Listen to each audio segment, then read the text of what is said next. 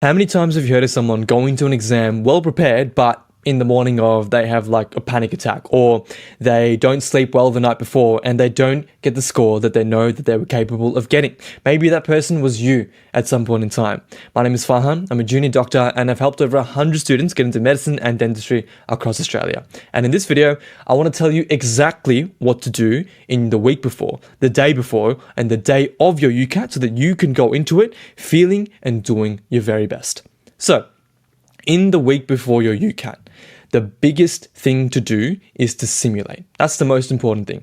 Do exactly what you would do on the day of your UCAT. A similar breakfast and or lunch. To shower at the same time you would. To meditate and journal if you plan on doing that on the day of or the night before. To sleep at the exact time that you need to sleep. To wake up the morning after.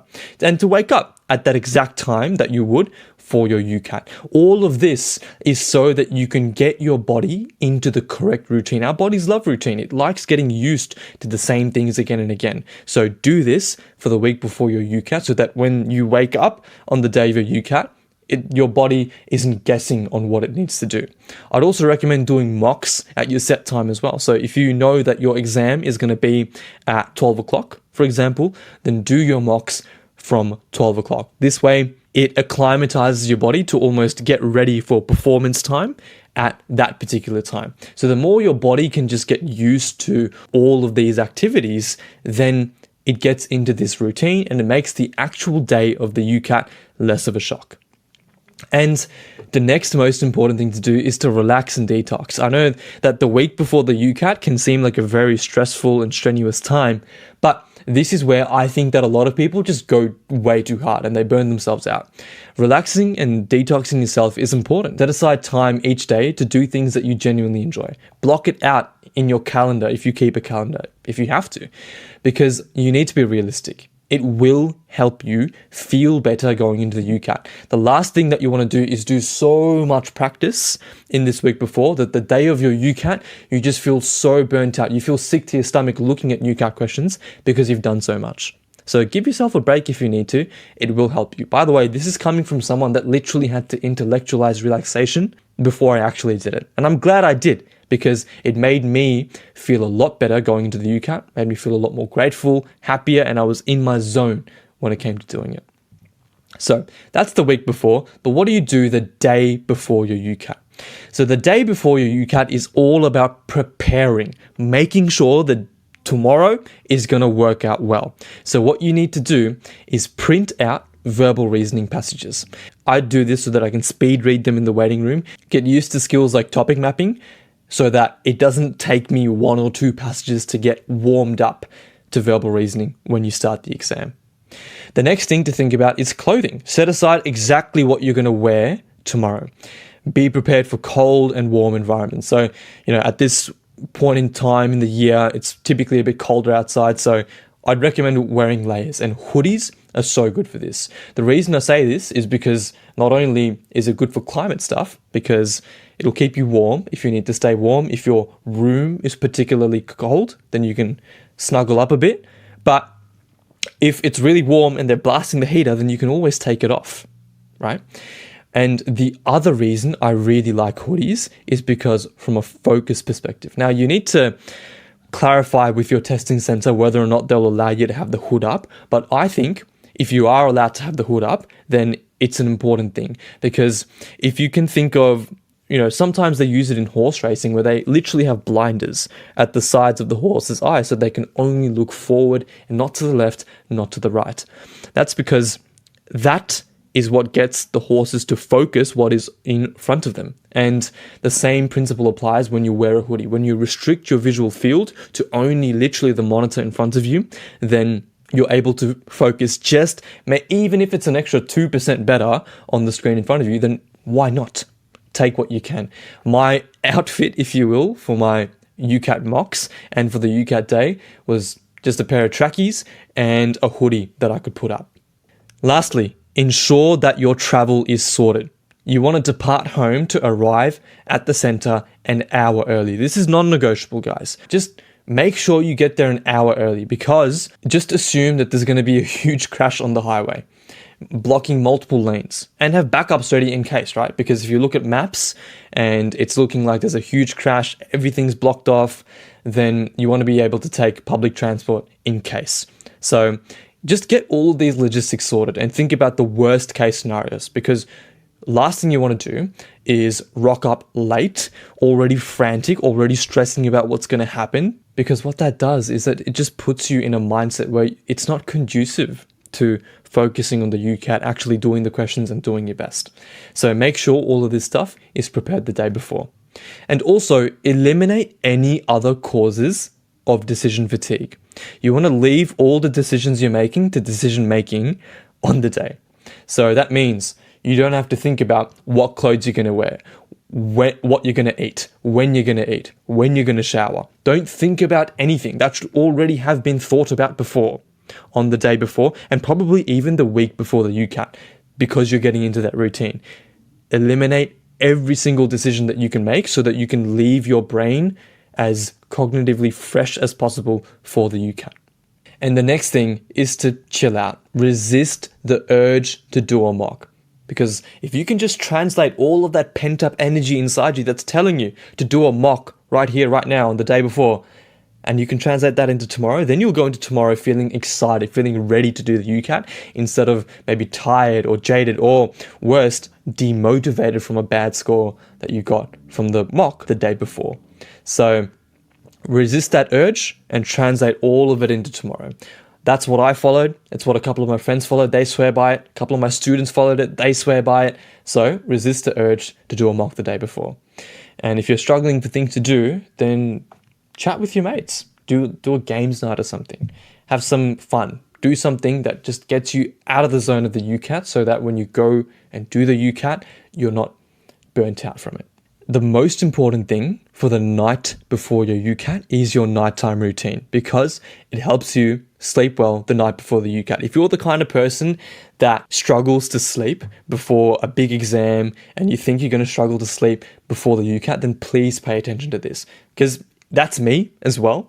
Before a lot of big exams, I'll get anxious and I won't really have the best night of sleep. And it wasn't until I took control of every single factor contributing to a nighttime routine that I was actually able to sleep well before these exams. So here's the routine that I follow. I'll actually add one thing in here, which is the routine for nighttime starts during the day. If you can get outside during the day, get a lot of sunlight, not just from the windows, but actually outside, it'll help you fall asleep better and on time. Otherwise, the first thing that you want to do at nighttime is to move clocks out of the bedroom, because the last thing that you want to do when it's 2 a.m., you're tossing and turning, you've got to get up at 6:30 the day after, is to check your phone and realize that it's 2 a.m. and you've only got 4.5 hours to sleep. Okay, that creates a loop of anxiety, which stops you from actually getting the sleep that you need. Second, no devices 1 hour prior to bedtime. We know this, everybody knows this, right? But how many of you actually follow this? For just one night, please follow this. No devices 1 hour prior to bedtime. And set your phone to airplane mode. I'll tell you why in a couple of slides, but set your phone to airplane mode so that there's nothing disturbing you during the night. Brush your teeth, take a warm shower if you need, and read a book to sleep if you need to. If you still can't sleep, then that's fine. What I'd recommend is meditating and journaling, because that way you get whatever thoughts are keeping you up in your mind, you jot them all down onto a piece of paper, or at least you give yourself the chance to think through them properly. And that, I find, helps me sleep if I'm in my own head about stuff. I'd also recommend leaving an hour in hand in case this happens. So for example, if you know that you need to sleep at 10 o'clock the night before, then what I'd be doing is giving myself an hour in hand. So I'd almost be aiming to be in bed ready to sleep by 9 o'clock, because I know it'll take me a bit of time to get sleepy. If you're someone that feels like they can get by with 4 or 5 hours of sleep, then the day before the UCAT is probably not the time to fix all of that sort of stuff. I'd highly, highly, highly recommend getting like 9 hours of sleep, even up to like 10 hours of sleep if you can, because sleep is the most important factor when it comes to mental clarity. So actually, if we just swing back to the week before, if you can get a sleep schedule that actually gives you good, proper, at least like a minimum, I want to say minimum of 9 hours of sleep, then please follow that. I actually track all of my sleep with this ring, and what I've found as a pattern throughout the 6 or so years that I've had it is that the amount of time you spend in bed is not the amount of sleep you actually get. So this whole adage of you need 8 to 9 hours of sleep actually means you need to spend 9 to 10 hours in bed to get that amount of sleep. And if you're thinking about it in the lens of you are a mental athlete about to sit an exam that is equivalent to a race, then treat yourself like that and get the sleep you need. So when it comes to the day of your UCAT, here's what to think about. Your phone, please do not use it. I'm begging you. The amount of mental clarity that you can get by not using your phone the first thing in the morning, not checking your phone at all until you have sat and done your UCAT is tremendous. This is the first person that I texted after I'd done my UCAT, which is my mentor, my UCAT tutor at the time, Ashwin, right? And you can see here him wishing me good luck a couple days before my UCAT on the 8th, me telling him thank you for that, and then me texting him right after how I felt about it. I didn't text anyone else the night before my UCAT or the day of my UCAT because I didn't want any of the clutter that came with social media use or just using the phone in general. So I swore by not using the phone in the morning of my UCAT, and I felt so clear mentally going into the UCAT. So I recommend it for you as well. If your UCAT is later on in the day, like 6 or 8 p.m., sure, maybe you can use it here and there, but I want to say like a good 4 to 6 hours before your UCAT, put it on airplane mode, put it aside so that you don't have the urge to go onto your phone. On the day of your UCAT, you want a good waking up routine as well. So wake up, and the most important thing to get is morning sunlight. Outside, outdoors, not just through the window, because it'll help your body realize it's sun time and that you need to be alert. Have a good breakfast, take a shower, whatever else you need to do. When it comes to your nutrition, my recommendation is to eat to satiety. Not so much that you're groggy and you're so full that you can't think, but also not so little that you're going to be hungry throughout the UCAT. My top tips here is to avoid processed foods at all costs. For me, again, if you can stretch this out to the week before, then do it. That's what I did. I tried to be intentional about every little thing that I ate and eat balanced meals, prioritizing a source of protein, a healthy source of fat, and fiber as well, because those 3 things are the things that help you keep full.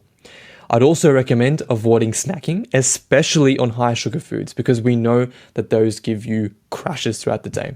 If you know that after having a whole bowl of white rice or pasta, for example, you have your little lunch carb crash, then don't have it, because you don't want to be heading into the UCAT half alert because you've just had a really big meal that your body's needing to digest now. And the next part of that equation is hydration. Proper hydration is essential for proper brain function. So the key to this is drink enough water to not feel thirsty, and no more. Because if you drink any more water than that, you're just going to be going to the bathroom unnecessarily. And we know that during the UCAT, you can't afford time to just go up and go to the bathroom, especially if it's just not nearby you, right? So drink enough water to not feel thirsty, and consider drinking some salt the morning of for some electrolytes, because salt helps you increase cognitive performance, and it actually lowers your chance of having to visit the bathroom multiple times because salt attracts water. So a hack that I like to use during Ramadan when I have to fast and no water from sunrise to sunset is I'll have quite a bit of salt during the morning so that I don't pee out all the water during that morning. And on that note, visit the bathroom right before your UCAT. Even if you feel like you don't need to go, it's always better to avoid that regret. So go to the bathroom, know exactly where it is in case there's an emergency and you gotta go. But otherwise, be prepared to sit the UCAT from start to finish without needing to use the bathroom. On the day of your UCAT, I'd also recommend visualizing yourself going through the process of the UCAT, mentally rehearsing the frameworks that you're going to be using to answer the questions with. Active recall of every single one of those frameworks, the skipping and timing strategies that you're going to use, what questions you're going to do, what questions you're going to skip, mentally just looking through it and rehearsing the exact things that you're going to be doing on the day, an A to Z run through, and make that vision as clear as possible so that you go into your UCAT in control. Part of my morning routine was literally pacing up and down my hallway with my eyes closed and thinking about how I was going to go through every single one of those sections. And visualize yourself with success at the end of it. Picture yourself smashing that exam and doing your absolute best. Believe in your ability to bring out all of those weeks of hard work that you have been putting in. The visualization of success just puts you into a mindset where you go into the exam with a much more positive approach to it. One where you're not afraid of losing marks, but instead you're looking to gain as many marks as possible. More on that later. Now, when it comes to what warm-up questions you should do, I think any sort of practice that you do in the morning of your UCAT should be gentle, because anything heavy is sure to fatigue you beforehand. Don't even think about doing a mini mock or a mock the morning of. I'd probably go as far as to say, don't think about doing any timed questions the morning of. You want to keep things gentle. A warm-up is exactly what this is, not the actual race itself. So a couple of activation practices that I like is bringing in a small passage or passages to speed read before the beginning of a UCAT, because this gets you primed up and ready for verbal reasoning. And when it comes to quantitative reasoning, to practice some mental maths in your head. Or, and this is the only excuse to use your phone, doing some mental arithmetic games. The next most important thing for the day of your UCAT is to find what brings you calm and puts you into the performance zone. For a lot of people, they find that meditating, focusing on their breath, and deep breathing works well. It shuts out the kind of stress and the noise from the outside world that they might be experiencing. For me, my little grounding technique was stretching. This is my go-to that gets me into my zone. I know that when I stretch, I feel like I know that I'm about to do something important to me. In fact, during the day of my UCAT, when it was in the hallway, in the waiting room, I remember being there, literally just stretching my legs, swinging my arms around, just stretching, because I know that that was what got me in my zone. That's what I'd be doing before my mocks as well. That's what I did before my UCAT, and it just made the whole experience feel better for me, because this is what got me in my performance zone. Your go-to activity does not have to be stretching. Do whatever works for you. Just make sure it doesn't get in the way of other people, which I may have been guilty of. For the day of your UCAT, your mindset is your most important asset. There are two camps of people going into the UCAT. Number one sees the UCAT as a must-pass hurdle, as something that they have to get over the line, because if they don't, then the whole world will end. And that with it brings a lot of stress, a lot of anxiety, and a lot of catastrophizing thoughts. Ones where while you're doing the UCAT itself, you're thinking about, oh my God, this is not going to plan. This is terrible. What's going to happen? Some people think like, what are my parents going to think? What am I going to do the next year? All of these thoughts go through this person's mind while they are doing the UCAT itself, because they see this UCAT as a must-pass hurdle. Whereas on the other camp, there are people that see the UCAT as an opportunity to unlock more possibilities in life. They go through it in the mindset of, I have everything to gain and nothing to lose. And when you think about it that way, then you have much more positive thoughts going through it, and you have a relatively lower level of stress. Another thing from a mindset point of view is, once you begin, you do not stop. There is no giving up midway through your UCAT. Keep in mind, you do have the choice of when to begin your UCAT. I wish I knew this, because I thought that my timer just started counting down from 12 o'clock. But it actually didn't. It counted down from when I pressed the start button. So I could have sat there technically for a good 5 or 10 minutes, just centering myself a bit more, getting myself into that zone before I click start. And I feel like I would have done better in verbal reasoning had I known that. But that said, once you click start, there is no stopping. So give it your absolute all. I also want you to look at every section as a new opportunity. Performing poorly on a particular section or finding a section harder than expected is not the end of the world. Contrary to popular belief, the world will not shatter into pieces if verbal reasoning does not go to plan. So I want you to look at every section as a new opportunity to just do better and do better and do better, because it is not over until the very last second of your UCAT. At the end of the day, your mentality absolutely influences your score. That voice inside your head can either be the devil or the angel on your shoulder, where that devil could be saying, you know what, it's over, just give up, there's no point in trying anymore. Or that angel on your shoulder could be telling you, there's still a chance, we have to keep on going because that's all we can do at this point in time. Just keep on going. And so the most important thing to know is to keep your head in the game, because it is entirely possible to bounce back. In fact, the only way to guarantee that you don't get the score that you want is to give up midway through your UCAT. You probably know my scores by now. I scored a 600 in verbal reasoning, which was actually below the average in my year. And when you score a 600, you know you've scored a 600. You don't go out of verbal reasoning thinking, oh yeah, I smashed that. You know that it was a train wreck of a section, right? And at that point in time, I had a very clear decision to make. I could have either thought that my UCAT was over and that my dream of medicine was over. I could have started thinking about what am I going to do the next year? How am I going to try and get into postgrad med? All of those kinds of things. Or I could have thought, you know what? I've got 3 other sections to go. You guys have 2, so maybe I was a bit lucky, but I had 3 other sections left to go with abstract reasoning in the picture back then. So I took that as an opportunity to just try again, because I know that if I had given up that moment right then and there, that I would have been literally kicking myself for the rest of the time that it took to get into postgraduate medicine, and probably even beyond that for not having given it my all on the day of the UCAT. And I'm so glad that I did, because after that 600 in verbal reasoning, I was able to get an 880 in decision making, a 900 in quantitative reasoning, and then also an 800 in abstract reasoning, which ended up getting me a score more than good enough to land an interview that got me into undergraduate medicine. So please keep your head in the game. It is entirely possible to bounce back.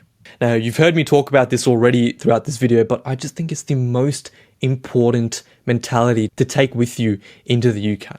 A lot of people go into the UCAT feeling like, I can't let this slip.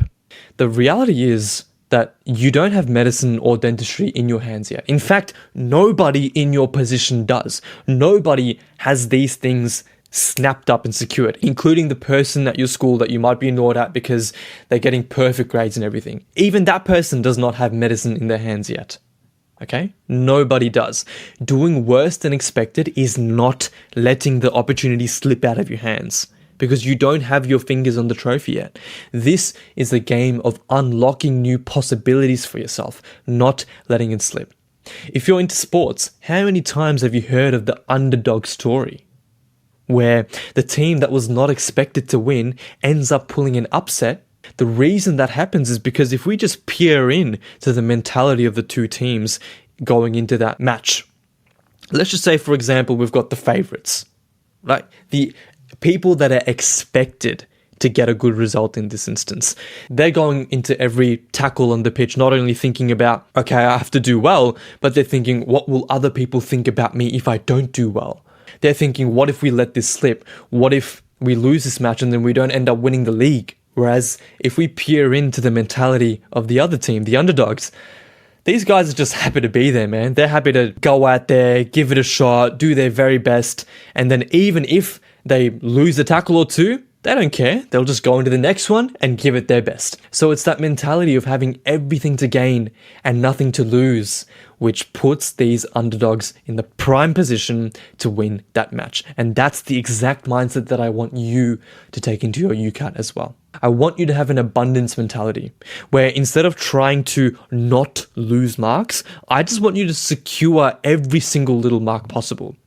It's a really slight semantic difference there, but I think the difference in mentality is huge, because if there's someone that's trying to not lose the marks that they're doing, then what that ends up looking like is someone that is very prone to spending more time on a question they should, because they feel like they should already have the answer to this. And they feel defensive, thinking, oh my days, I've spent 40 seconds on this question already. I don't have an answer. I can't let this one slip. I'm wasting so much time already. I have to get this answer. They end up wasting another minute only to end up getting the question wrong. Whereas someone with an abundance mentality trying to secure every single little mark possible, once they spend 40 seconds on that question, ideally they would have already skipped it by then, but they realize, okay, this is of no use. I have other marks I need to secure. Let me get onto those other marks. Let me secure them first, and then I can come back to this later if I have the time. Do this from easiest to hardest difficulty as per the skipping strategy protocols. I almost want you to act like a hunter, a scavenger, looking for as many marks as you can accumulate throughout the UCAT. Don't care about losing marks, care about gaining as many marks as possible. Alright, just a couple of things to remember. You're going to get laminated paper and a marker for working out on the day. So ensure that these markers work prior to decision making and quantitative reasoning. If they don't, raise your hand, an invigilator will be with you and they'll be able to replace your marker. Don't start until you're ready. You have the choice of choosing when you start.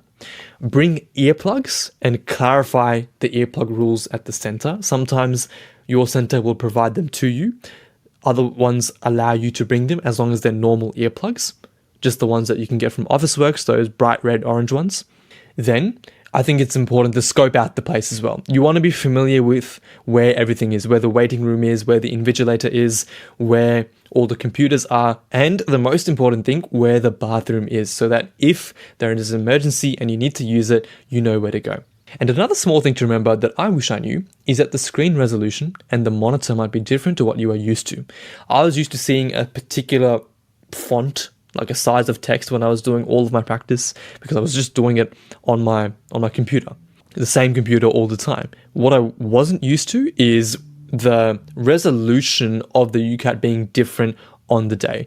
It meant that the font was a bit bigger than what I was used to, and it meant that a lot of my skipping strategies that I had honed in, especially for verbal reasoning, which I kind of calibrated with the length of the passage, they kind of got thrown off a bit because the font was just bigger. So keep that in mind as something that could be different on the day of a UCAT. And then prepare for your results. Your results are typically sent to your email within 5 to 60 minutes of you finishing your UCAT. You're only sent your raw score, and that's not entirely indicative of percentiles, because these percentiles tend to be changing and getting more competitive every year. The official percentile calculator releases sometime in September, when the majority of people have sat their UCAT by that time. And that's that. That's everything that I did the week before, the day before, and the day of my UCAT, and everything that I recommend for you as well. If you want a concise summary of this, then just click the first link in the description below, which has all of my frameworks in one place. Otherwise, let's look into some traps that people can fall into when it comes to the game day of the UCAT. Number one is doing a full mock the day before the UCAT to prove to yourself you're ready, but you end up just mentally fatiguing yourself. Number two is using your phone just a bit on test day and flooding your brain with the noise of social media and notifications. And number three is treating an early bad section as the end of the exam instead of a reset point, instead of an opportunity for you to do better. So here are your do's and don'ts. Do simulate your UCAT routine during the week before. Do give yourself a real rest 24 hours before the UCAT, and do arrive to your center early so that you can give yourself time to prime yourself mentally. Don't touch your phone or social media on test day until after your UCAT.